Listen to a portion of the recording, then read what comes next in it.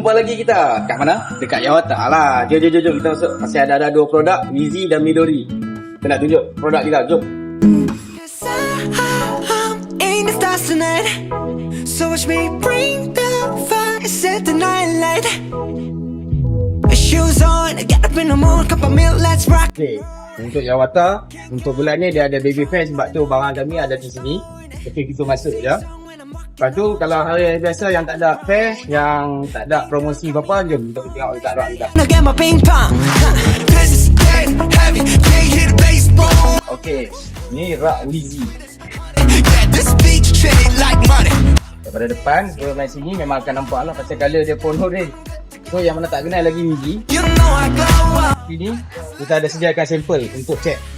Tak payah cek, tak payah malu-malu, tak payah segan-segan. Just elastik, and then hampa boleh tengok kita punya pedang antara yang terbanyak.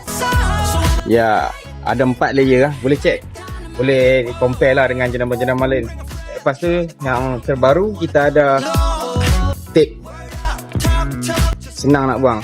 And then walaupun dia elastik, getah dia tebal sikit, tapi dia senang koyak. Lepas guna, boleh koyak je. Serak. Saya tak koyak lah ni pasal ini sampel sini.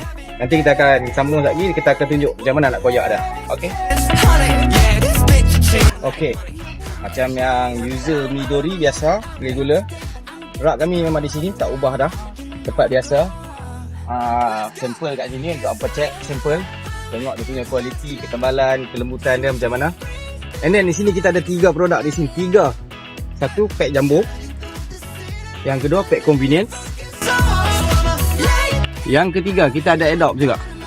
Yang mana yang ada mak ayah yang pakai pampers tapi masih boleh jalan, kami syorkan pakai Midori Adopt Pen ni. Midori Adopt Pen ni banyak yang bagi feedback dekat saya, terutama di kawasan Jitra ni, review selesa.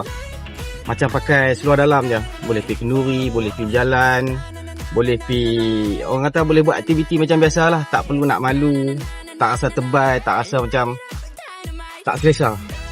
Ni lah. Try lah, bagi mak ayah hampa try. Pasal payah nak jumpa yang nipis, serak banyak, selesa macam ni. Harga pun berbaloi.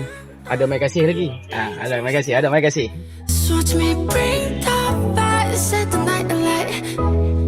Shining through the city with the little fucking soul. So light it up like dynamite.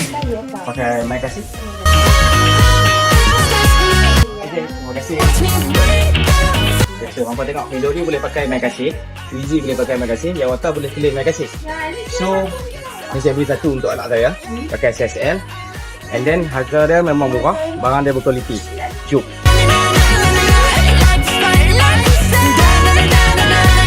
Yeah, okay, jangan lupa dapatkan produk kami Midori dan Wizy di Pasaraya Yawata. Anak selesa, poket ceria.